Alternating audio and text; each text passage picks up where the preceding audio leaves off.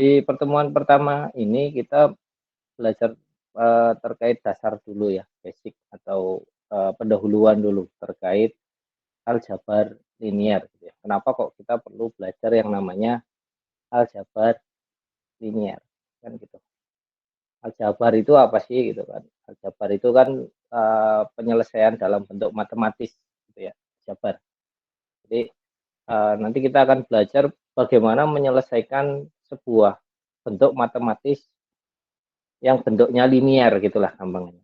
Linier itu apa? Kira-kira ada yang tahu nggak? Linier. Yang disebut linier itu apa? Atau mungkin bahasa Indonesianya linier gitu ya. Ada dua tulisan modelnya. Ada linear, ada linier ya, sama aja. Ini artinya apa nih?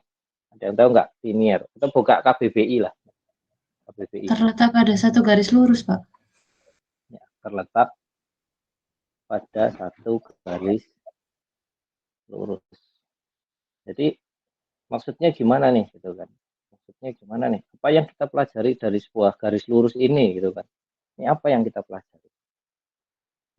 Nah, sebuah garis lurus itu sebenarnya bisa kita buatkan atau kita notasikan ke dalam bentuk matematis yang kita sebut dengan istilah persamaan linier. Jadi analisis yang paling mudah dari semua bentuk matematis gitu, untuk menyelesaikan sebuah masalah adalah menggunakan persamaan linier. Ada yang tahu nggak bentuk persamaan linier itu kayak gimana? Dulu kayaknya SMA harusnya udah dapat nih. Kalau dulu ada mengenal istilah gradien dan lain sebagainya. Ada yang tahu nggak persamaan linier itu apa? Saya, Pak. Silahkan. Contohnya misal kayak 2x plus 3y sama dengan 15. 2x plus 3y sama dengan 12, misalkan kayak gini ya.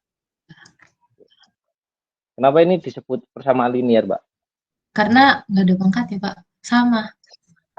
Apa ya? Kenapa? Sebenarnya kayak nggak ada pangkatnya. Jadi Ya, rata gitu. oke. Kata kuncinya tadi benar, tidak ada pangkatnya gitu ya. Kalau ada pangkatnya misalkan pangkat 2 itu berarti kuadratik ya, bentuk kuadrat. Jadi persamaan linier ini punya bentuk umum. Ini kalau kita kembalikan bentuknya kan, kalau y-nya kita pindah ruas kiri, x-nya kita pindah ruas kanan kan kita mendapatkan 3y sama dengan min 2x plus 12. Sehingga bentuk umum dari persamaan linier ini apa kalau kita simpulkan? Di sini ada istilah y sama dengan ax plus b. Yang mana kalau persamaan ini saya bentuk ke dalam sebuah grafik, bentuk grafik seperti ini, itu nanti kemungkinan bentuk garisnya adalah atau titik-titik yang dihasilkan dari titik Y dan titik X ini itu akan membentuk sebuah garis lurus. Gitu ya. Itu kenapa kok persamaan ini disebut dengan persamaan linier.